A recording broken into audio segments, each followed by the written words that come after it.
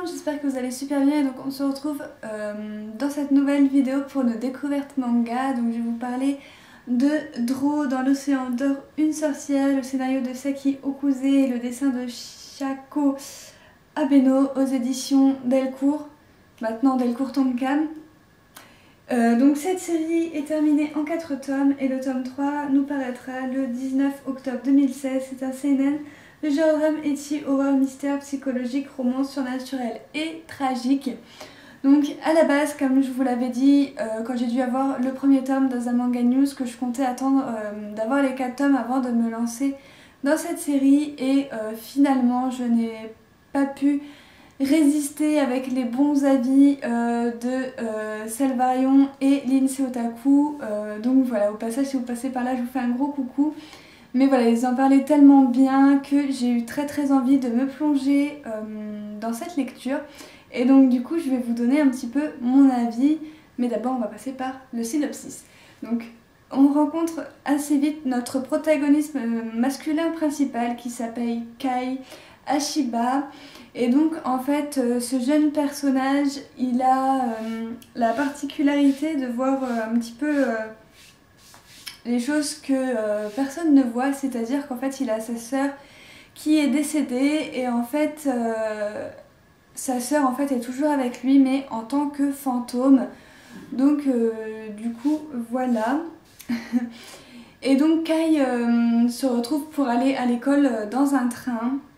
Et sa jeune sœur va remarquer qu'il y a une élève de sa classe donc qui s'appelle, je sais plus, Yomi, donc qui s'appelle Yomi. Et donc en fait cette jeune fille est une sorcière. Donc voilà, donc au début on le sait pas, mais voilà, il va se passer quelque chose que en fait on va voir tout de suite que c'est une sorcière. Et celle-ci pardon, c'est une sorcière noire qui a le don d'apaiser les âmes des gens qui ont envie de mourir, ou alors qui, par exemple, qui se suicident et finalement ils n'ont pas réussi, mais ils sont tellement mal au point que cette petite sorcière va aller les aider et elle va leur donner la mort.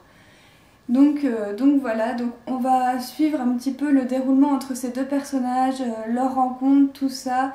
C'est un petit peu un tome d'introduction et tout de suite nous allons avoir l'arrivée d'un second personnage féminin du nom de Kirame. Donc celle-ci c'est la nouvelle élève un petit peu qui arrive dans la classe de Kei et Yomi. Trop de mal à retenir son prénom, c'est pas grave. Et Yomi, et donc cette jeune fille est également une sorcière, mais cette fois-ci c'est une sorcière noire qui n'hésite pas à tuer tout le monde. En fait elle se nourrit de la vie des humains. Donc voilà, donc on a dans ce tome 1 quelques passages assez gore. Voilà, je vais pas vous faire un dessin, mais c'est très glauque et très gore, voilà, surtout d'où on sait d'où vient le pouvoir de la sorcière noire en question. C'est assez glauque et voilà. Donc voilà, en tout cas voilà, ouais, c'est vraiment un tome d'introduction. Donc voilà, je l'ai lu hier soir, donc voilà, j'attends d'en savoir plus. Je pense qu'il va y avoir beaucoup de révélations dans le tome 2 à propos de ces deux sorcières, quels sont leurs buts, pourquoi elles en veulent à la vie de Kei, parce que toutes les deux en fait au début, à chaque fois qu'ils se rencontrent, elles lui sortent comme quoi qu'au départ elles voulaient le tuer. Donc voilà, j'ai hâte d'avoir les révélations en fait, surtout de la sorcière noire, pourquoi elle est aussi méchante. Donc voilà, je pense qu'il y a aussi pas mal de révélations à faire sur Yomi. Donc voilà, qui elle pour le coup est très sympathique. Mais voilà, d'ailleurs vous pouvez la voir sur la première de couverture. Et vous avez la sorcière noire derrière, et ici tout petit là vous avez Kei avec sa petite sœur qui est malheureusement décédée mais que lui arrive toujours à voir sous forme de fantôme. Donc voilà, c'est une histoire que j'ai trouvée assez bien. Voilà, ça n'a pas été le coup de cœur, mais ça a été plutôt une bonne lecture. Donc voilà, je me suis pas ennuyée, j'ai dévoré le tome assez rapidement. J'ai hâte d'avoir toutes les petites révélations qui vont venir s'ajouter au fil des tomes. J'espère surtout qu'on n'aura pas une fin bâclée parce que c'est que en 4 tomes.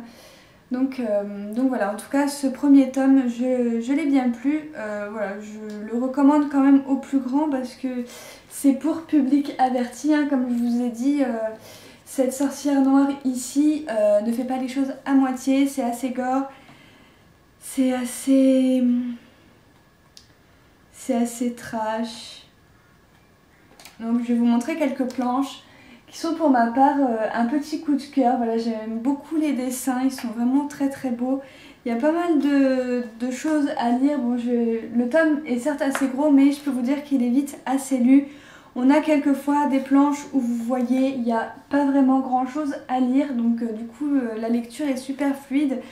Donc voilà, on tourne assez rapidement les pages.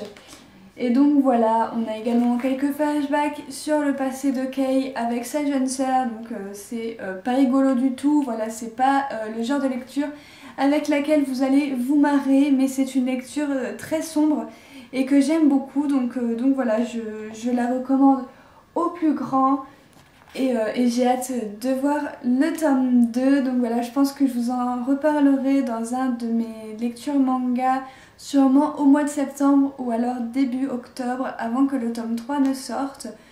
Donc voilà, j'espère que ma vidéo vous aura plu. En tout cas, si ça a été le cas, n'hésitez pas à mettre un petit j'aime, à mettre tous vos avis en commentaire. Voilà, pour avoir vos avis sur la série, si vous comptez l'acheter, que vous passez votre chemin, si vous l'avez lu, qu'est-ce que vous en avez pensé, enfin tout ça. Et donc on se retrouve très bientôt pour une prochaine vidéo. Bye!